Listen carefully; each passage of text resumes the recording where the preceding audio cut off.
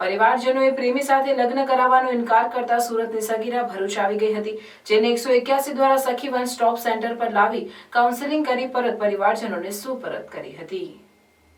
સુરત ખાતે રહેતી એક સગીરા તેના પ્રેમી સાથે લગ્ન કરવાનો ઇનકાર કરતા ઘરેથી ભાગી ગઈ હતી। સગીરા જે છોકરા સાથે લગ્ન કરવા માંગતી હોય તે તેના મામાનો દીકરો ભાઈ થતો હોવાથી માતા પિતાએ જણાવેલ કે એક જ પરિવારમાં હોવાથી લગ્ન ન થઈ શકે। તે બાબતે ઘરે ઝઘડો થતા સગીરા કોઈને જાણ કર્યા વગર વહેલી સવારે બજારમાં જાઉં છું એમ કહી ઘરેથી નીકળી ગયેલ અને સુરતથી ભરૂચ નર્મદા ચોકડી આવી પહોંચતા ત્યાં રહેલી અજાણી મહિલાએ સગીરાની સુરક્ષાને ધ્યાને રાખી મદદની ભાવનાથી 181 હેલ્પલાઇન પર ફોન કરી આપેલ, જેથી 181 દ્વારા સગીરાને સખી વન સ્ટોપ સેન્ટર ભરૂચને સોંપવામાં આવેલ હતી।